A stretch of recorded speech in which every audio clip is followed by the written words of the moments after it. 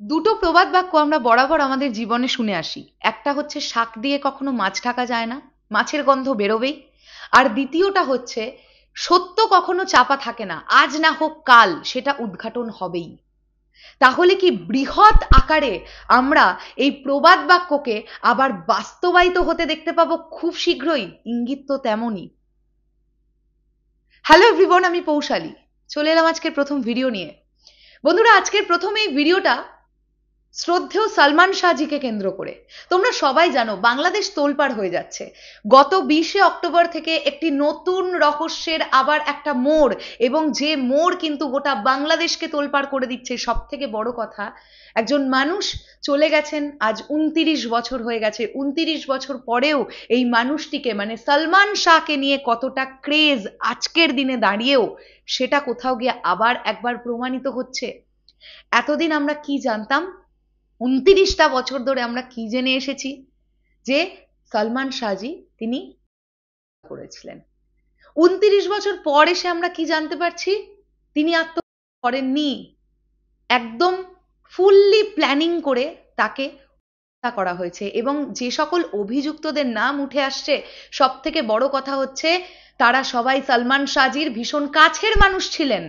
কেউ অচেনা মানুষ নন, খুব একটা অচেনা মানুষ নন। তাহলে আজকের ডেটে দাঁড়িয়ে আপনি বিশ্বাস করবেন কাকে? শুধু নিজেকে ছাড়া আর কাউকে বিশ্বাস করার জায়গাটা থাকছে কি? আমি এই ভিডিওতে প্রথমেই কয়েকটা বিষয় একটুখানি পরিষ্কার করে বলে দিতে চাই। আমি এখন এই ভিডিওতে যে কথাগুলো বলবো সেগুলো কোনোটাই আমার বানানো কথা নয় বা আমার তরফ থেকে বলা কথা নয়। আমি একদম প্রতিবেদনে যা যা বেরিয়েছে সেগুলো আপনাদের সঙ্গে শেয়ার করবো, এবং তার সঙ্গে সঙ্গে আমি সোশ্যাল মিডিয়া ঘেটে কিছু বিষয় জানতে পেরেছি সেগুলো আমি আপনাদের সঙ্গে শেয়ার করব, এবং যেগুলো আমি দেখতে পেয়েছি নিজে আমি সেগুলোই আপনাদেরকে বলবো। বাংলাদেশ ফিল্ম ইন্ডাস্ট্রি নিয়ে কাজ করছি আমরা, কন্টেন্ট তৈরি করছি র্যান্ডমলি গত 4-4.5 বছর। আমরা মূলত কাজ করি মেগাস্টার শাকিব খানকে কেন্দ্র করে। কিন্তু শাকিব ভাইয়াকে নিয়েও যখন বিভিন্ন কন্টেন্ট তৈরি করেছি বা শাকিব ভাইয়াকে নিয়েও যখন পড়াশোনা করেছি, তখন এটা জানতে পেরেছি যে সালমান শাহজিকে তিনি ভীষণ পছন্দ করতেন বা এখনো করেন, প্রচন্ড রেসপেক্ট করতেন বা এখনো করেন। নানান ইন্টারভিউতে তিনি এটা বলেছেন, মেগাস্টার শাকিব খান এটা বলেছেন যে সালমান শাহকে তিনি ভীষণ পছন্দ করতেন। হইচইতে একটা প্রজেক্ট এসেছিল, যে প্রজেক্টটার নাম ছিল আগুন পাখি। এটা একটা ওয়েব সিরিজ ছিল। সেই ওয়েব সিরিজটা দেখার পরে সালমান শাহজি সম্পর্কে প্রচুর পরিমাণ ইন্টারেস্ট বাড়ে আমাদের। জানতাম মানুষটার সম্পর্কে, কিন্তু এত বেশি পড়াশোনা আমাদের ছিল না। কিন্তু আজকে তোমরা অনেকজন আমাকে এই বিষয়টা নিয়ে ভিডিও তৈরি করতে বলছো যে দিদি এত বড় একটা ইনসিডেন্ট ঘটে যাচ্ছে বাংলাদেশে, তুমি যখন বাংলাদেশ ফিল্ম নিয়ে কথা বলো তাহলে তুমি এটা নিয়ে কেন কথা বলছো না? আমি ডেফিনেটলি এটা নিয়ে কথা বলতে চাই, কিন্তু আমাকেও 2-3টে পয়েন্ট মাথায় রাখতে হবে। এক হচ্ছে, এটা প্রচন্ড সেন্সিটিভ একটা ইস্যু। আমি যদি ভালোভাবে পড়াশোনা না করে একটা দুম করে ভিডিও বানিয়ে দিই, যে কোনো রকম ভাবে আমি মানে আমাকে নিয়ে টান পাড়াপাড়ি হয়ে যেতে পারে। কারণ আমি কিন্তু বাংলাদেশবাসী নই, আমি কিন্তু ভারতীয়। আমি ভারত থেকে বসে যখন এই এত সেন্সিটিভ একটা ইস্যু নিয়ে, এবং এইরকম মানে কি বলবো, এইরকম একজন মানুষকে নিয়ে যার ক্রেজটা সম্পর্কে ভাবা যাচ্ছে না, মাত্র 4 বছর ক্যারিয়ারে 27টা সিনেমা করেছিলেন, এবং যেদিন মানুষজন জানতে পারে যে সালমান শাহজি মারা গেছে, সেদিন অনেক ইয়াং ছেলে মেয়েরা তারা কিন্তু নিজেরাও নিজেদেরকে শেষ করে দেবে এই অ্যাটেম্প্ট নিয়ে ফেলেছিল অনেকেই। তো এইরকম একজন মানুষ, তাকে নিয়ে যখন কথা বলবো, এইরকম একটা সেন্সিটিভ ইস্যু নিয়ে যখন কথা বলবো, তখন আমায় পড়াশোনা করতে হবে। এবং যে পড়াশোনাটা আমি গতকাল সারাটা দিন করেছি এবং আজকে এখনো পর্যন্ত করেছি, করে আমি ভিডিওটা বানাতে বসেছি।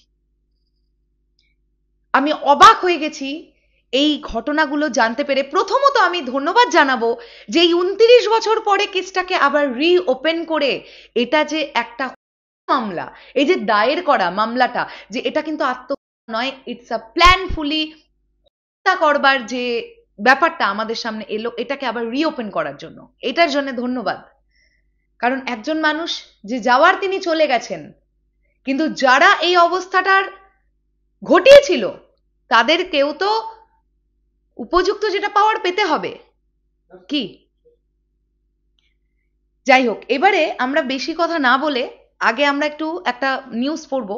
কালবেলার, যেটা আমি আপনাদেরকে দেখিয়ে দিচ্ছি, এবং এই প্রতিবেদনটা বেরিয়েছে গতকাল। তারপরে আমি আরো বেশ কিছু জিনিস জানতে পেরেছি যেগুলো আমি আপনাদের সঙ্গে শেয়ার করব।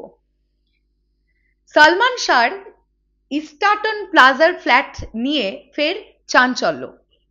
বাংলা সিনেমার আকাশে তিনি ছিলেন এক উজ্জ্বল নক্ষত্র, স্বপ্ন, রোম্যান্স আর অনন্য অভিনয়ে যিনি গড়ে তুলেছিলেন ঢালিউডের এক নতুন যুগ।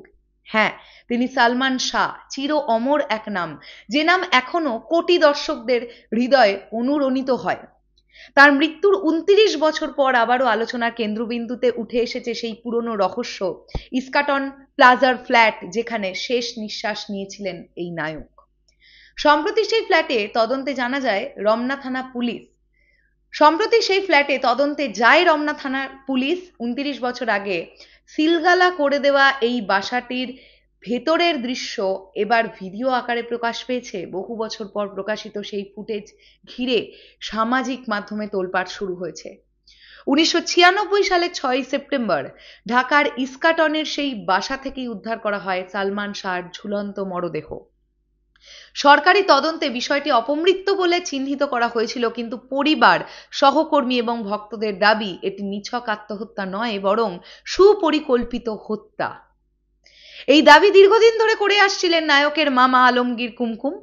অবশেষে 29 বছর পর তার আবেদনের প্রেক্ষিত আদালত অপমৃত্যু মামলাটিকে হত্যা মামলা হিসেবে গ্রহণের নির্দেশ দিয়েছেন। আদালতের নির্দেশে রমনা থানা পুলিশ নতুনভাবে তদন্তে নেমেছে। তদন্তের অংশ হিসেবে তারা ঘুরে দেখেছে রাজধানীর ইস্কাটন প্লাজার সেই ফ্ল্যাটটি, যেখানে 90 দশকে স্ত্রী সামিরা হককে নিয়ে বসবাস করতেন সালমান শাহ। বর্তমানে ফ্ল্যাটটিতে বাস করছেন নতুন মালিক। নতুন মামলায় প্রধান আসামি করা হয়েছে সালমান শাহ স্ত্রী সামিরা হককে। এছাড়া অভিযুক্তদের তালিকায় রয়েছেন ব্যবসায়ী আজিজ মোহাম্মদ ভাই, লাতিফা হক লুসি, চলচ্চিত্রের খলনায়ক ডন সহ মোট 11 জনের নাম। আরো কয়েকজন অজ্ঞাত ব্যক্তিত্বকে অভিযুক্ত করা হয়েছে। গত সোমবার অর্থাৎ 20 অক্টোবর ঢাকার 6ষ্ঠ অতিরিক্ত মহানগর দায়রা জজ মোহাম্মদ জান্নাতুল ফিরদৌস ইবনে হক অপমৃত্যু মামলাটিকে পুনঃতদন্তের নির্দেশ দেন এবং এটি হত্যা মামলা হিসেবে গ্রহণের আদেশ দেন। এই আদেশের পরই রাতের মধ্যেই সালমান শাহর মামা আলমগীর কুমকুম রমনা থানায় মামলা দায়ের করেন। তিনি বলেন, সালমান শাহর বাবা একজন ম্যাজিস্ট্রেট ছিলেন। উনি সারা জীবন চেয়েছেন তার ছেলের মৃত্যুর সঠিক বিচার হোক। আজ এতদিন পর হলেও আমরা সত্যের পথে এক ধাপ এগোলাম। ইনশাল্লাহ প্রমাণ হবে এটা হত্যা। দেশের সবচেয়ে প্রিয় নায়কের মৃত্যু রহস্য নিয়ে 29 বছরের জটিলতার পর অবশেষে নতুনভাবে তদন্ত শুরু হয়েছে। এখন প্রশ্ন, হত্যা নাকি আত্মহত্যা? কোন সত্য প্রকাশ পেতে যাচ্ছে? পুরো দেশ তাকিয়ে আছে উত্তরের সেই প্রতীক্ষায়। এই ঘটনা আপনাদের সবার জানা, যেটা প্রতিবেদন আকারে আমি পড়লাম। এইবার আমি কিছু জিনিস দেখলাম যেগুলো আপনাদের সঙ্গে শেয়ার করতে চাই। আমি দেখলাম সোশ্যাল মিডিয়ায় কিছু ভিডিও। আপনারা চাইলে বলবেন, আমি লিংক দিয়ে দেবো সেই ভিডিওগুলোর। সেই লিংক আমার কাছে আছে। আমি যদি নাম ভুল না বলি, তার নাম রুবি। তিনি একটি আলাদা জায়গায় আছেন এবং তিনি গা ঢাকা দিয়ে আছেন। তিনি কিছু ভিডিও সোশ্যাল মিডিয়ার দ্বারা এনেছেন এবং যেখানে তিনি বলছেন যে সালমান শাহকে কিন্তু প্ল্যান করে হত্যা করা হয়, এবং এই ব্যাপারটা যখন তিনি ফাঁস করে দেবেন বা করে দিতে চাইছেন, তিনি বলতে চাইছেন সত্যিটা, তখন তার কাছেও থ্রেট যাচ্ছে, প্রাণনাশকের হুমকি যাচ্ছে, এবং তিনি ভীষণভাবে বলছেন যে আমাকে আপনারা সেফ করুন, আমাকে আপনারা গার্ড দিন, আমাকে নিরাপত্তা দিন। কাজেই সেখান থেকে আমি দেখলাম অনেক বাংলাদেশের মানুষ কিন্তু এটা চাইছেন, প্রশাসনের কাছে অনুরোধ রাখছেন যে এই যে রুবি, আমি যদি ভুল না করি, তাকে নিরাপত্তা দেওয়া হোক। সত্যি একদিন না একদিন সামনে আসবেই। এবং আমি বেশ কিছু ইন্টারভিউ দেখলাম সালমান শাহর স্ত্রী সামিরা হক, এবং সব থেকে বড় কথা, আমি আরো একটা বিষয় জানতে পারলাম যে সালমান শাহর যিনি শাশুড়ি ছিলেন, একটা মোটা অঙ্কের টাকা দিয়ে পুরো ব্যাপারটাকে প্ল্যান করা হয়েছিল। সেই সময়ের 12 লক্ষ টাকা, 1996 সালের 12 লক্ষ টাকা, মানে আপনারা বুঝতে পারছেন আজকে সেই টাকার ভ্যালু কতটা। কেন এক্স্যাক্টলি কি কারণে এই ঘটনা ঘটানো হয়েছিল? যদি এটা প্রমাণিত হয়ে যায় যে এটা একটা প্ল্যানফুলি হত্যা, এটা এটা কিন্তু আত্মহত্যা ছিল না, এটা একটা প্ল্যানফুলি হত্যা ছিল। এবং নানান প্রতিবেদনে আমি এটাও দেখলাম যে সালমান শাহজিকে ইঞ্জেকশন পুশ করা হয়েছিল, তারপরে তিনি জীবিত অবস্থাতেই নাকি তাকে ঝুলিয়ে দেওয়া হয়েছিল গলায় দড়ি বেঁধে। এগুলো সবই প্রতিবেদনের দ্বারা আমার পড়া, আমি নিজের মুখে কিছু বলছি না, আপনারাও নিশ্চয়ই পড়েছেন সেই সকল প্রতিবেদন। গত ৩-৪ দিন ধরে বাংলাদেশ তোলপাড় হয়ে যাচ্ছে। ইনফ্যাক্ট আমি এরকমও কিছু ফুটেজ দেখলাম যেখানে যে উকিলরা কেসটা লড়বেন বা লড়ছেন তাদেরও কিছু ভাষ্য আমি শুনলাম, তাদের কিছু বক্তব্য আমি শুনলাম। তারা বলছেন যে হ্যাঁ, মামলা নেওয়া হয়েছে, এবার এটাকে তদন্ত করা হবে।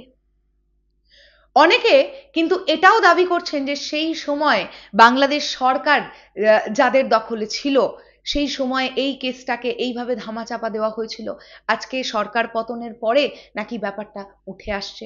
দেখুন, এগুলো নিয়ে আমি কথা বলবো না, আমার কোনো কথা বলার রাইটও নেই, বিকজ আমি তো বাংলাদেশবাসী নই। আমি আবারও বলছি, আমার রাইট নেই, আমার অধিকারই নেই। এগুলো আপনারা বলতে পারেন যারা বাংলাদেশ থেকে বসে আমার ভিডিওটা দেখছেন, আপনাদের যেটা বক্তব্য আপনারা সেটা বলবেন, বাট আমার শোভা পায় না। আমি যেগুলো দেখলাম আমি সেগুলোই বলছি। আমি একটাই কথা বলতে চাই যে অনেক সময় অনেক বনিবনা না হতে পারে, অনেক কিছু প্রবলেম হতে পারে, মিল অমিল, মতের মিল অমিল থাকতে পারে, কিন্তু যদি সেই অবস্থায় ছিল তাহলে, যদি এটা পূর্ব পরিকল্পিত হত্যা হয়ে থাকে তাহলে সরে আসতে পারতেন তো। মানে যদি এরকমই হয় যে স্ত্রী সামিরা হক এবং শাশুড়ি মা যিনি ছিলেন, যদি তাদের কোনো প্রবলেম, আমি বারবারই যদি শব্দটা ইউজ করছি এই কারণেই যে যদি এটা হয়ে থাকে, কারণ এটা এখনো পর্যন্ত প্রমাণিত নয় যে এটাই হয়েছে, যদি এটা হয়ে থাকে তাহলে তারা সরে আসতে পারতেন বা সালমান শাহজি সরে যেতে পারতেন। তো আমি জানি না এক্স্যাক্টলি সেই সিচুয়েশনটা কি ক্রিয়েট হয়েছিল। আজকে এতগুলো বছর পরে, 29 বছর পরে যে মানুষটাকে নিয়ে এখনো এত আলোচনা, আমি এটা কোথাও গিয়ে মনে করি আজ থেকে 100 বছর পরেও সালমান শাহজিকে নিয়ে আলোচনা হবে। কারণ এই মানুষটা এত গুণী একজন মানুষ ছিলেন না, সুদর্শন তো ছিলেনই, এবং তার সঙ্গে সঙ্গে প্রচন্ড ভালো একজন অভিনেতা যেমন ছিলেন, তারই সঙ্গে সঙ্গে অত্যন্ত ভালো একজন গায়ক ছিলেন। আমি সোশ্যাল মিডিয়ায় কিছু ভিডিও দেখলাম ওনার গানের, বাপরে বাপ কি ট্যালেন্টেড একজন মানুষ ছিলেন, ভাবা যায় না। আমি একটা ভিডিওতে ওনার, আমি যদি ভুল না করি, ওনার সিলেটে একটা গ্রামের বাড়ি আছে, যে গ্রামের বাড়িটাও আমি একটা ভিডিওতে দেখলাম, যেখানে ওনার কবরস্থানটা আছে আর কি, সেই বাড়ি দেখলাম। বিভিন্ন ভিডিও থেকে এটাও জানতে পারছি সালমান শাহর যিনি মা, লীনা চৌধুরী, আমি যদি নামটা ভুল না করে থাকি, তিনি নাকি প্রথম থেকেই বলছিলেন যে এটা একটি পরিকল্পিত, তার ছেলে করেননি। আমি এটা নিয়ে বিশদে কিছু বলতে চাইছি না, কারণ কেসটা আরো সামনে এগোক, আরো ভালোভাবে ব্যাপারটা খোলসা হোক, তারপরে পুরো ব্যাপারটা হবে, তখন আমরা ফাইনালি পুরো ব্যাপারটা বলতে পারবো। তবে হ্যাঁ, আরো একটা বিষয় আমি জানতে পারলাম, যেটা আমি একই ভিডিওর মধ্যে সবটা শেয়ার করতে চাই। যারা অভিযুক্ত হয়েছেন তাদের ইমিগ্রেশন লক করে দেওয়া হয়েছে, মানে দেশের বাইরে তারা আর বেরোতে পারবেন না। তো এটা একদিকে অবশ্যই একটা গুড সাইন, কারণ এরকম একটা সিচুয়েশনে যদি অভিযুক্তরা মনে করেন যে হ্যাঁ আমরা দোষ করেছিলাম এবং এটার ফলে আমাদের মানে খুব বড় ক্ষতি হয়ে যেতে পারে বা আমরা ভীষণ কিছু খারাপ একটা জিনিস ঘটতে পারে, তার জন্য প্রথমেই তারা টার্গেট যেটা করতে পারেন সেটা হচ্ছে দেশ ছেড়ে বেরিয়ে যাওয়া, যেটা কিন্তু তারা করতে পারবেন না, কারণ ইমিগ্রেশনটা বন্ধ করে দেওয়া হয়েছে। ইমিগ্রেশন না হলে দেশের বাইরে বেরোনো যাবে না। তো কেসটা কিন্তু ভীষণ ভীষণ সিরিয়াস একটা জায়গায় গেছে, এবং ইস্যুটা ভীষণ সিরিয়াস একটা ইস্যু, ভীষণ সিরিয়াস। আর আমরা সবশেষে এটাই চাইবো যে যেটা সত্যি সেটা সামনে আসুক। বাংলাদেশ ফিল্ম ইন্ডাস্ট্রি মাত্র 4টে বছরের জন্য সালমান শাহর মতন একজন মানুষকে পেয়েছিলেন, একজন, কি বলবো, আমি ওনাকে কি বলে আখ্যায়িত করবো, আমার কাছে ভাষা নেই। এত ক্রেজি একজন মানুষের জন্য এত মানুষ এত ক্রেজি এই অল্প কিছু সময়ের মধ্যে। উনি বাংলাদেশ চলচ্চিত্র জগতের একজন আইডল ছিলেন, উনি আইডল আছেন, উনি আইডল থাকবেন সারা জীবন, এবং উনি কিংবদন্তি ছিলেন, কিংবদন্তি আছেন, কিংবদন্তি থাকবেন। কিছু কিছু মানুষ আছেন না যাদের কখনো ভোলা যায় না, যে শিল্পীদের কখনো ভোলা যায় না, সালমান শাহ এমন একজন নাম। যতদিন বাংলাদেশ ফিল্ম ইন্ডাস্ট্রিতে বাংলাদেশ ছবি তৈরি হবে ততদিন সালমান শাহের নাম উচ্চারিত হবে, ধ্বনিত হবে। তো এই যে আমি এই বিষয়টা নিয়ে আজকে প্রথমেই ভিডিওটা বানালাম, আমি এই ভিডিওতেই বলে যেতে চাই যে আমি এই বিষয়টা নিয়ে আরো ভিডিও বানাবো। যখনই কোনো আপডেট এরকম পাবো যেটা তোমাদের সঙ্গে শেয়ার করা উচিত, অবশ্যই সেটা মানে মেইন জায়গা থেকে আসতে হবে সেই আপডেট, মানে বাংলাদেশের তরফ থেকে যে আপডেট সেটা তোমাদের সঙ্গে আমি শেয়ার করবো। এই বিষয়টা নিয়ে আমি কথা বলবো, কারণ আমি একজন বাংলা সিনেপ্রেমী মানুষ হিসেবে সালমান শাহজিকে রেসপেক্ট করে আমি চাই যে এটার শেষটা কোথায় গিয়ে হয় এটা দেখতে আমিও চাই, যেমন ঠিক তোমরা চাও। শেষ করলাম ভিডিওটা, আসছি আবার খুব শিগগিরই নতুন কোনো ভিডিও নিয়ে। তোমাদের কি মনে হয় এই পুরো বিষয়টাকে নিয়ে? তোমাদের কি মনে হচ্ছে এটা কি আসলেই আত্মহত্যা নাকি এটা পূর্ব পরিকল্পিত একটি হত্যা? সেটা কমেন্ট করে জানাতে পারো।